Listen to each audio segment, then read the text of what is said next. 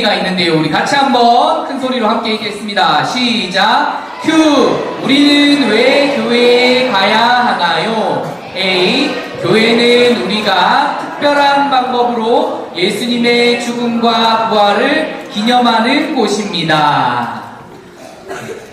애굽이라는 정말 강대한 나라의 밑에서 종으로, 노예로 모든 자유를 박탈당하고 힘들고 어렵게 살아가는 민족이 있었어요.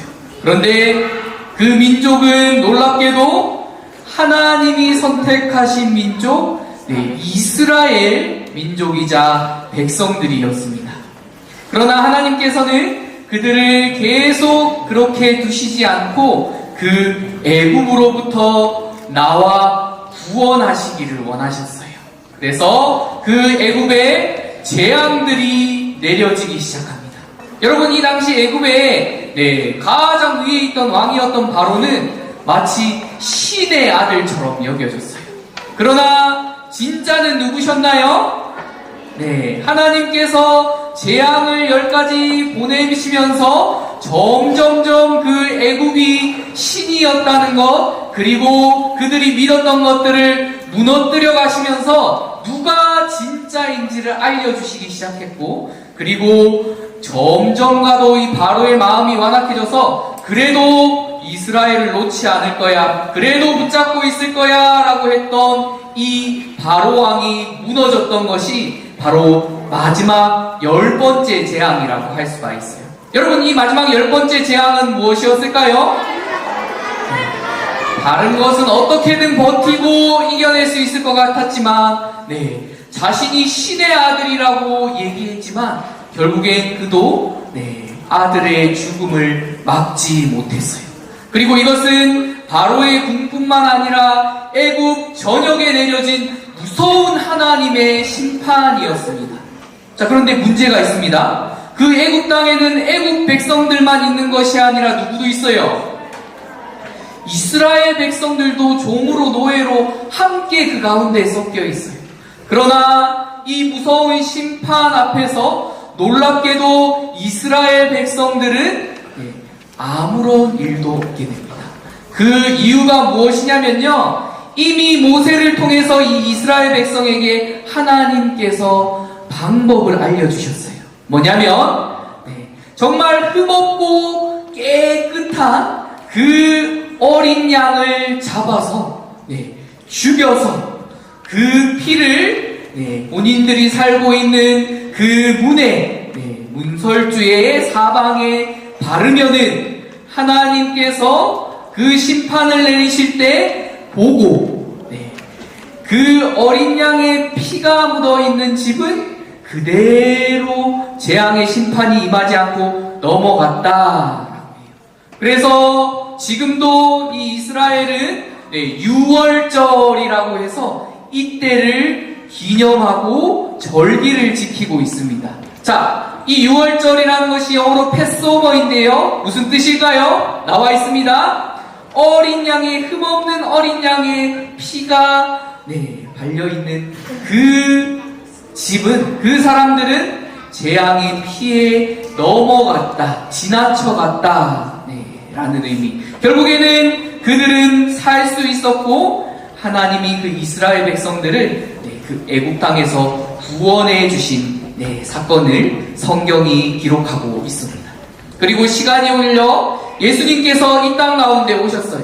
그리고 이제 예수님이 조금 후면 십자가에 달려 죽으시는 날이 가까워 왔을 때 은교롭게도 이 6월절에 제자들과 함께 식사를 하시면서 누가복음 22장 19절 20절에 보니까 이렇게 얘기하고 계십니다. 자, 보일지 모르겠어요. 우리 같이 한번 성경을 읽어보도록 하겠습니다. 또 떡을 시작합니다. 시작. 또 떡을 가져 감사기도 하시고 떼어 그들에게 주시며 이르시되 이것은 너희를 위하여 주는 내 몸이라. 너희가 이를 행하여 나를 기념하라 하시고 저녁 먹은 후에 잔도 그와 같이 하여 이르시되 이 잔은 내 피로 세우는 새 언약이니 곧 너희를 위하여 붓는 없는 것이라. 네, 이 십자가에 달려 죽으시기 이전에 예수님께서는 왜 제자들과 식사하시면서 6월절에 이 이야기를 하셨을까요? 여러분, 6월절에서 어떻게 구원을 받았어요? 누가 대신 희생을 했어요? 네, 모두가 그 하나님의 심판 앞에 동일하게 심판을 받아야 하지만 그럼에도 불구하고 흠없는 아무런 것도 없는 깨끗한 어린 양의 희생으로 통하여서 그들이 구원받아 살아날 수 있었는데 그 똑같은 이야기를 지금 누가 하고 계세요? 예수님께서 하고 계세요. 그렇다면 예수님의 십자가는 어떤 의미가 있을까요? 마치 그 6월절에 그 피를 보고 넘어갔던 것과 같이 너희가 죄로 인해 해결할 수 없는 그 죄의 문제로 인해 죽을 수밖에 없는, 사망이 들어갈 수밖에 없는 존재이지만 그럼에도 예수님이 이 땅에 오신 목적은 그 모든 죄를 마치 흠없는 어린 양과 같이 대신 피를 흘려 죽으시고 그리고 다시 말씀하신 대로 살아나심으로 우리를 죄에 묶인, 마치 애고에 묶인 그 이스라엘 백성과 같이 죄에 묶인 자들이 아니라, 죄로 인해 죽을 자들이 아니라 이제 영원한 생명을 누리는 우리 역시도 부활할 하나님의 자녀가 되었다라는 것을 오늘 말씀을 통해 우리에게 알려주고 계십니다.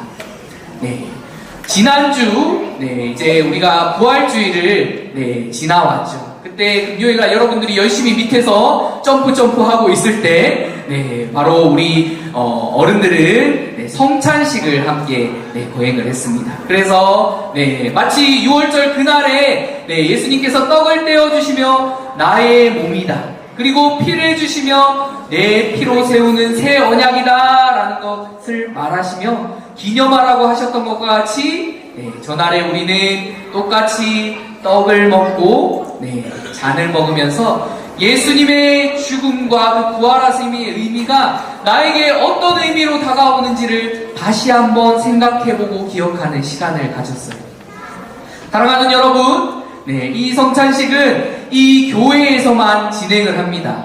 다른 것도 마찬가지예요. 우리가 함께 모여 오늘도 열심히 말씀을 보고 또 이 자리에서 예배하고 또 기도하고 찬양하는 것 다 무엇을 위한 것일까요? 자, 우리가 어떤 지식을 쌓으러 온 것이 아니라 세상에서 비슷한 것을 하러 오러 이곳에 모인 것이 아니라 우리는 우리를 구원하신 예수님 앞에, 우리를 살려주신 그 하나님 앞에 다시 한번 우리가 주인이 아니요 나를 살리신 그 예수님과 나를 부활시켜주신 그 예수님을 기념하고 기억하기 위해서 우리는 날마다 이 자리에 다시 한번 모여 예배드리고 말씀 듣고 기도하고 그리고 찬양하며 나아가는 것입니다. 사랑하는 친구들, 교회에 우리는 왜 오는 것일까요? 여러분, 가장 중요한 것은 바로 이 교회의 머리가 되시고 주인 되시는 그 예수님을 날마다 예배를 통해, 말씀을 통해, 기도를 통해 우리가 만나며 다시 한번 나의 주인이 되시고 나를 살리신 구원자인 그 예수님을 기억하기 위해 우리는 이 자리로 나온다는 것을 꼭 기억했으면 좋겠어요.